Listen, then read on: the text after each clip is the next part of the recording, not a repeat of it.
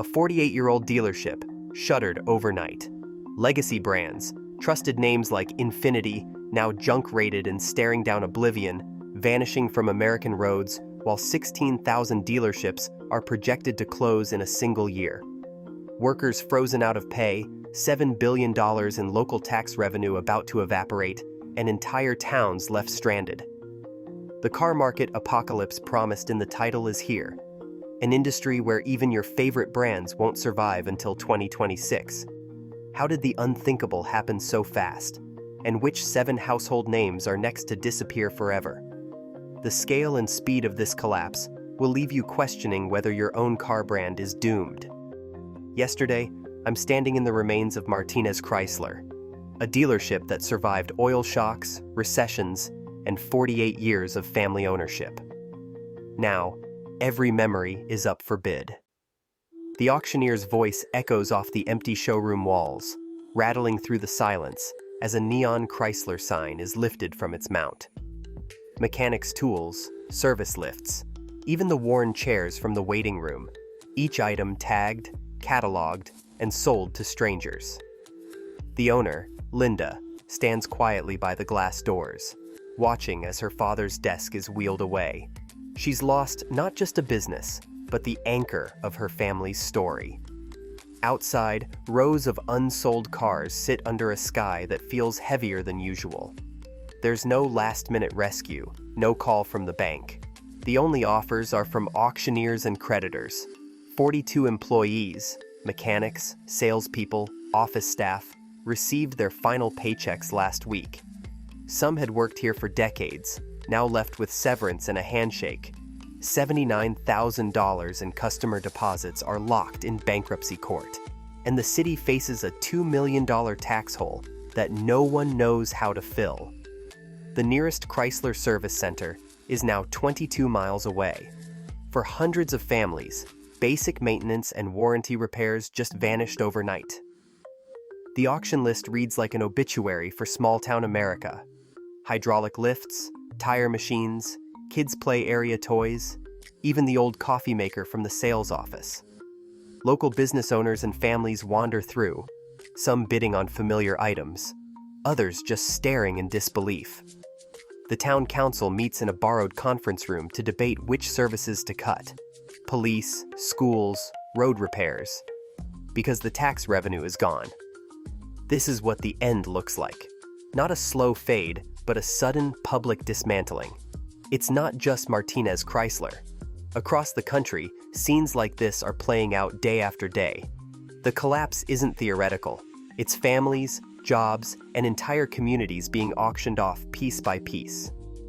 Inside the break room, the clock still blinks 8:17, frozen from the morning the power was cut. Maria, the service manager, stands by her locker, staring at a cardboard box filled with 30 years of pay stubs, birthday cards, and a faded photo of her first day on the job. She hasn't slept in 2 nights. Her husband, once a parts runner here, lost his job last year. Their health insurance ended with the final paycheck. She wonders how she'll pay for her son's asthma medicine next month. Out in the parking lot, Tom, a mechanic who could rebuild a transmission blindfolded, leans against his old Ram pickup, knuckles raw from years of wrenching. He's 58, never worked anywhere else, and now the only tools he owns are the ones he could fit in his trunk. The dealership's tool vendor is still chasing him for payments he can't make. He's called every shop in the county, no one's hiring. His mortgage payment is due in a week. Across town, Jenny from sales is sitting in her kitchen, staring at a stack of bills.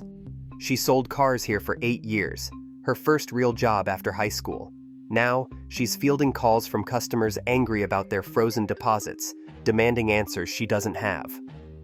Her phone rings with another past client, desperate for help with a warranty repair she can't provide. The guilt keeps her up at night. At the local diner, a group of former employees gathers for coffee. Their laughter is brittle, forced. They trade rumors about which businesses will fold next, who might get hired at the grocery store, how long unemployment will last. Each story is a reminder. 42 people, 42 families, all thrown into uncertainty overnight. Some have already listed their homes for sale. Others are rationing groceries, skipping doctor visits, or borrowing money from relatives who are struggling themselves. The loss ripples out through schools, churches, little league teams, even the Friday night football games. It's not just paychecks that have disappeared. It's a sense of belonging, the pride of honest work, the belief that loyalty and skill could still mean something in America. Now, that faith feels broken. And for the people left behind, there's no roadmap for what comes next. Across the United States, the collapse of 16,000 dealerships is sending shockwaves far beyond the showroom floor. For city officials, the math is brutal and unforgiving. Each closed dealership strips away hundreds of thousands, sometimes millions, of dollars in annual tax revenue. That money once paid for police patrols, teachers' salaries, road repairs, and summer programs at the local rec center. Now, it's gone. The National Association of Auto Dealers estimates that over $7 billion in local tax revenue will vanish this year alone. In towns like Bakersfield, the mayor sits in front of a city council facing a $340,000 budget hole left by the closure of Heritage Chevrolet. In smaller communities, the numbers might be smaller, but the pain cuts just as deep. A $2 million deficit in a town of 20,000 means layoffs, shuttered libraries, and canceled infrastructure projects. The impact doesn't stop with city budgets. When a dealership closes, the ripple hits every corner of the community. Local auto parts stores lose their biggest customer overnight. Restaurants that served lunch to mechanics and sales teams see empty tables and shrinking tips. Banks that financed car loans watch as their business dries up. Even nearby gas stations feel the sting as fewer cars mean fewer fill-ups. The consequences are cumulative. One closure triggers another. A single shuttered dealership can cascade into multiple small business failures, compounding the economic shock. For taxpayers, the fallout is immediate and personal. Property taxes go up to fill the gap, or services get cut. Parents get letters about school budget reductions. Police and fire departments are told to do more with less. The sense of security that comes from a stable, thriving local economy starts to erode. Mayors across the country have gone public with pleas for emergency funding, but there's no easy fix. As the auto industry contracts, the safety net that once cushioned these towns is unraveling. No one is immune. Not city leaders, not business owners, not the families who call these places home. The loss isn't just financial. It's the loss of a future that once seemed secure, now slipping away with every padlocked door and empty lot. 2 weeks ago, I was reviewing the latest dealer financials, and the numbers are impossible to ignore. A typical dealership is now paying nearly $3,000 a day just to keep unsold cars sitting on the lot. That's not payroll, not advertising, just the cost of holding inventory, thanks to floor plan interest, insurance, and depreciation. At $40 a day for every new car, and double that for used, the math gets ugly fast. For a store with 100 vehicles, it's $90,000 every month before a single car leaves the showroom. Floor plan lenders, those are the banks and finance arms that front the cash for all that inventory, are tightening the screws. Interest rates on these loans have soared past 15%. Dealers who once paid a few $100s a month in interest are now staring down five-figure bills just to keep the lights on. The old playbook, move cars fast, keep inventory turning, doesn't work when buyers can't afford $700 a month payments. Profit margins have evaporated. With every unsold car, the dealer's cost base climbs higher. Sell it at a discount and lose money. Hold out for a better price, and the carrying costs eat you alive. For most stores, there's no way to win. The only options are to slash prices and hope for a miracle, or close the doors before the bank does it for you. Financial analysts like Mark Gordon at Riverside Automotive have been warning about this for months. He points to the relentless cash drain. At these rates, You can't make the numbers work. Every day you hold that car, you're bleeding money. Multiply that by 100 cars, and you're bankrupt by summer. The pain isn't just at the small-town shops. Even urban multi-brand dealers are feeling the squeeze. Some are quietly selling off inventory at auction, taking losses just to get out from under the loans. Others are begging manufacturers for relief, lower interest, buyback programs, anything to stop the bleeding. But the automakers are pulling back, not stepping in. Bankers don't care about local history or community ties. They care about loan covenants and interest payments. Miss a payment, and they'll repossess every car on the lot. That's already happening in cities from Bakersfield to Boston. Every time a dealer closes, floor plan lenders scramble to recover what they can, often selling off assets at fire sale prices. It's a financial death spiral. The more inventory sits, the more money is lost. The more money is lost, the harder it is to pay the bills. And with each closure, the pressure on the remaining dealers only gets worse. The numbers don't lie. For thousands of dealerships, the math is terminal. No amount of grit or tradition can outlast a cash drain this severe. Gen Z isn't just skipping the dealership, they're skipping car ownership altogether. In 2025, the number of 18 to 29-year-olds with a valid driver's license hit a 40-year low. Ride-sharing apps, e-bikes, and remote work have replaced the daily commute for millions. For the first time, more young adults are living in cities without a car than with one. The American dream of a driveway full of shiny new vehicles is fading fast. Automakers know it. Internal memos from March's dealer council meetings reveal a clear directive: cut network size, prioritize mega groups, and let smaller, single-point franchises wither. One executive at a major original equipment manufacturer put it bluntly: "We're not supporting stores that can't move 150 units a month. Survival of the fittest." The new strategy is consolidation. Instead of hundreds of small-town dealerships, manufacturers want a handful of regional superstores. The days of the family-run franchise are over. The numbers are brutal. In the last 12 months, over 5,000 franchise agreements have been terminated, many with little warning. Some dealers found out by email that their allocation was cut to zero. Others learned their service contracts would not be renewed unless they invested millions in facility upgrades. Most couldn't afford it. As one former Dodge dealer put it, "They told us to modernize or get out." But how do you justify a $3 million investment when you're losing money every month? The retreat isn't just about cost-cutting, it's about chasing a shrinking pool of buyers. Original equipment manufacturers are slashing model lineups, canceling slow-selling sedans, and pulling plug after plug on unprofitable brands.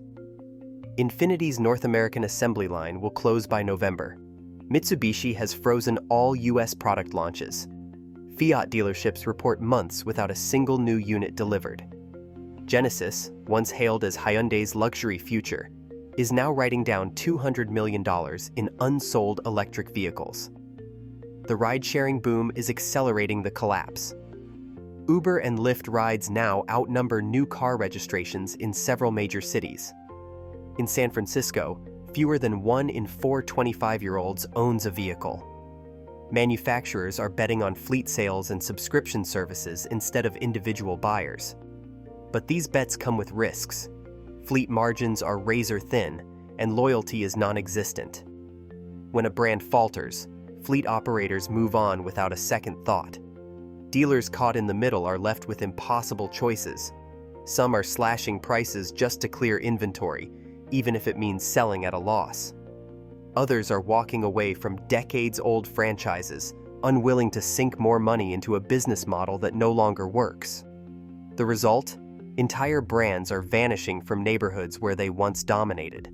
The franchise cull isn't just a reaction to market forces, it's a deliberate retreat by automakers who see the writing on the wall. Inside original equipment manufacturer boardrooms, the mood is cold and clinical. Executives speak in terms of network optimization and brand rationalization. To the people on the ground, it feels like abandonment. The collapse of consumer demand isn't just closing dealerships, It's erasing the entire structure that held the American car market together for a century. The next wave isn't about saving the weakest. It's about deciding which brands get to survive at all. Infiniti, once Nissan's answer to Lexus and BMW, is now on the edge of extinction. The warning signs are everywhere. In February, credit agencies slashed Infiniti's bonds to junk status after months of missed debt payments and plummeting sales. US showrooms that once promised cutting-edge luxury now sit half-empty, their lots crowded with unsold QX crossovers and aging sedans no one wants. The North American assembly line, once hailed as the brand's future, will shut down by November. There are no new models in the pipeline. The much-hyped QX Inspiration electric crossover, meant to revive Infiniti's fortunes, was quietly canceled after engineers couldn't secure reliable battery supply or fix software bugs. Inside an Infiniti regional office in Dallas, the mood has turned grim. One executive, who spent his entire career with the brand, admits, "We're not talking about growth anymore. We're talking about how to wind things down with as little pain as possible." Dealers have stopped investing in upgrades. Service managers are fielding angry calls from owners worried about warranty support. Trade-in values have collapsed. On owner forums, posts about orphaned Infinitis, cars with nowhere left to go for parts or repairs, are spreading like wildfire. Buick isn't far behind. An internal GM memo circulated in April confirmed what many suspected. Buick will be phased out in North America. Its remaining models dropped or consolidated under other GM brands.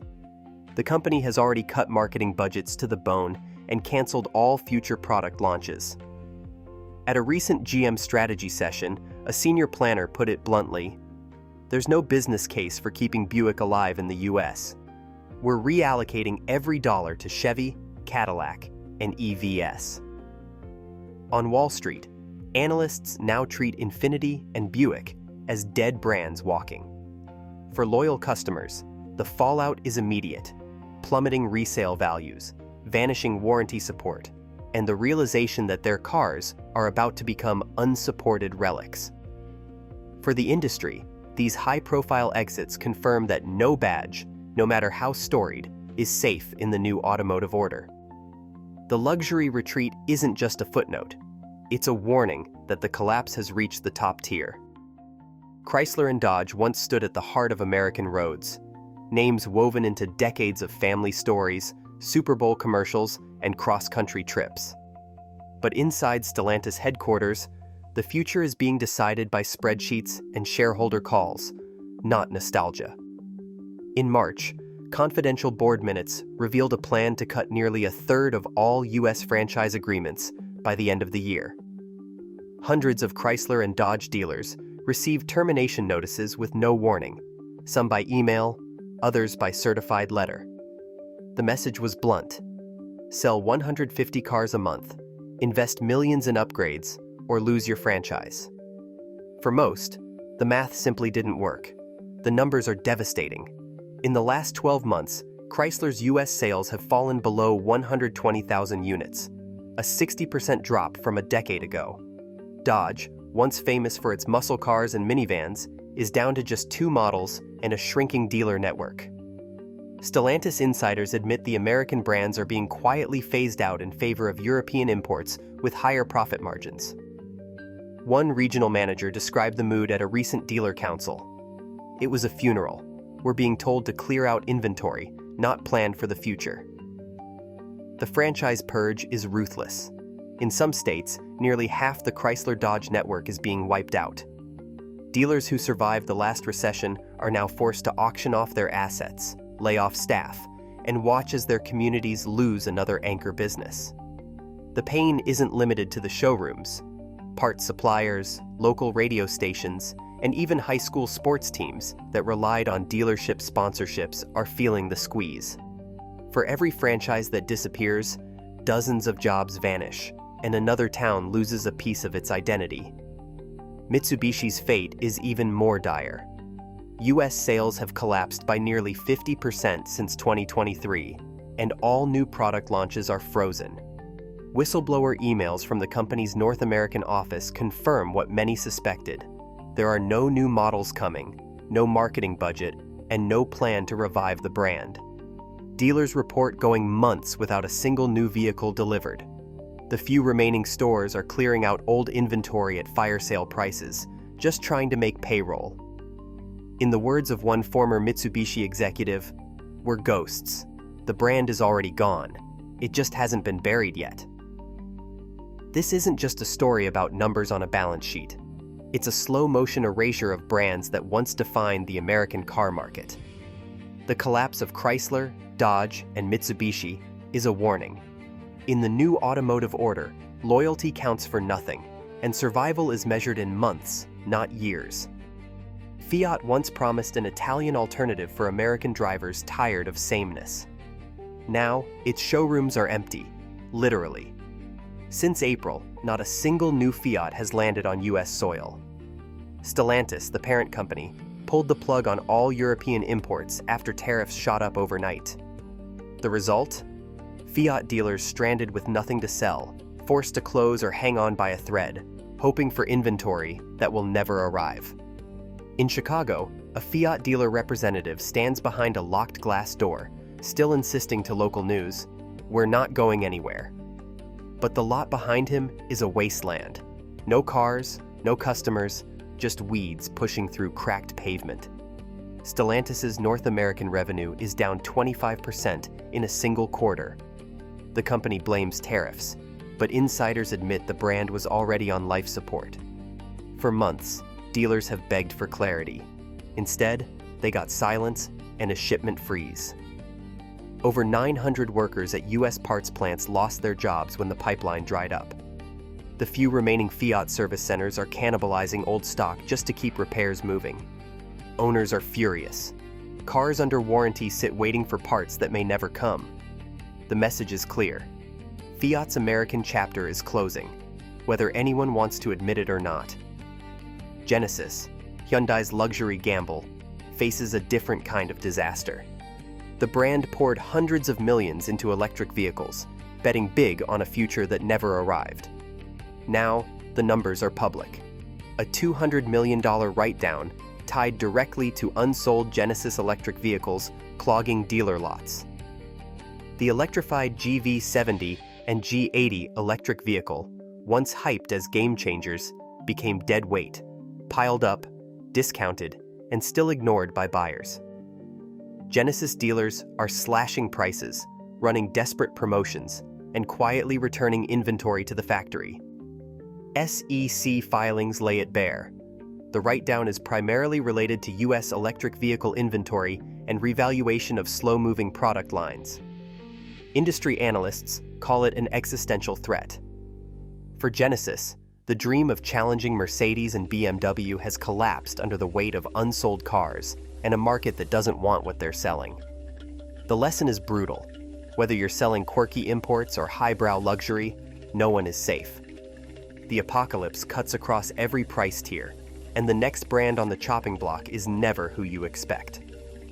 6 months ago, a senior supply chain lead at Jaguar Land Rover walked out of a boardroom in Coventry and called what was coming. "We're running out of time," and nobody wants to say it out loud. That warning, ignored by executives focused on quarterly targets, now echoes across empty showrooms and silent service bays from Boston to Beverly Hills. JLR, once a badge of British luxury and off-road bravado, is unraveling in real time. US sales have cratered by more than half since 2022. The Range Rover, once a status symbol for Wall Street and Silicon Valley, now sits unsold for months, its value dropping with every passing week. Dealers, desperate for parts, wait on back orders that stretch for weeks, sometimes months. Customers with new vehicles are told to be patient. There's no estimated time of arrival for critical repairs. The root of the crisis isn't a single recall or a one-off supply hiccup. It's a grinding accumulation of missed deliveries, supplier contract disputes, and relentless cost-cutting.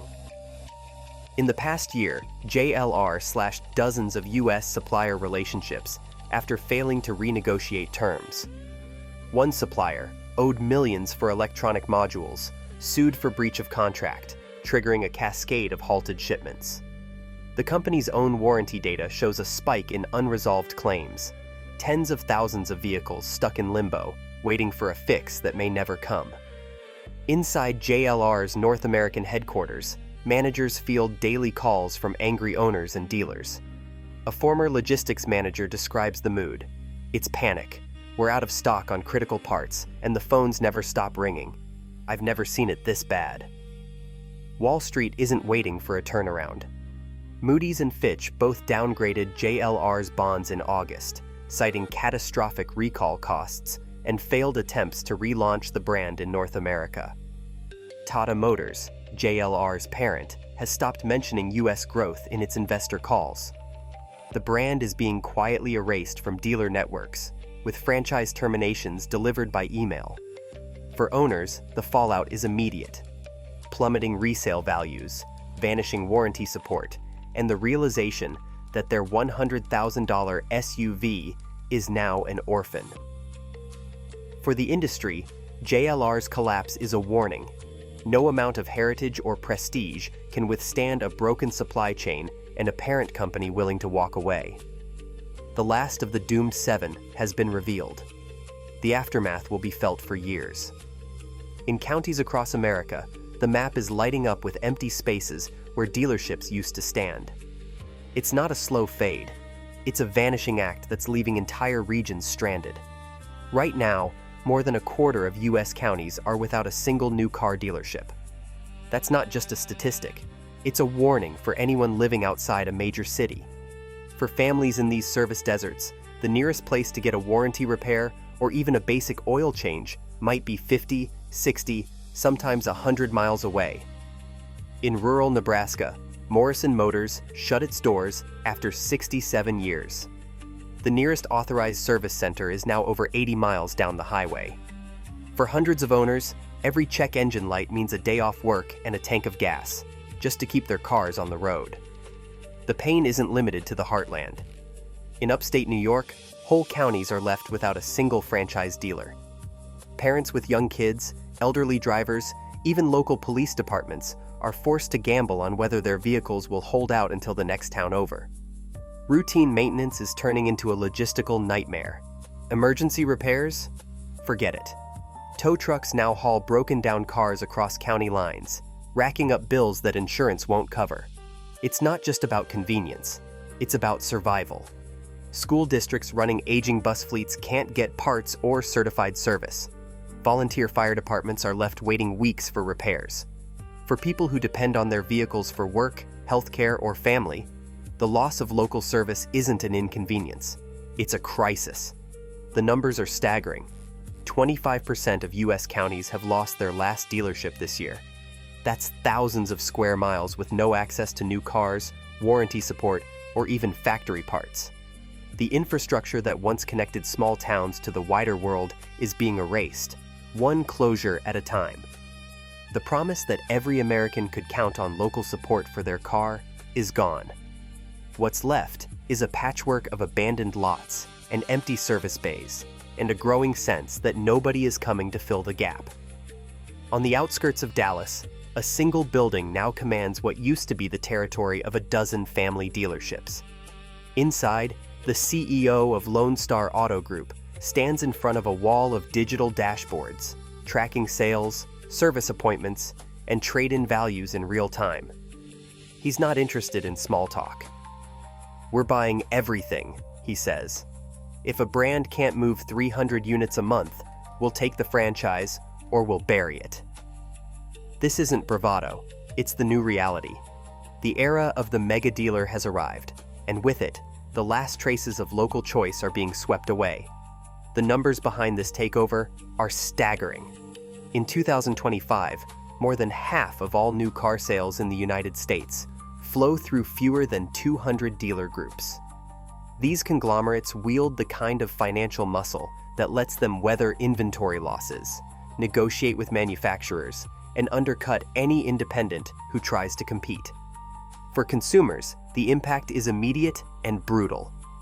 Gone are the days of shopping around town, playing one dealer against another, or finding a sympathetic service manager who knows your family by name. Now, prices are set by algorithms, trade-in offers are dictated by national averages, and the only loyalty that matters is to the bottom line.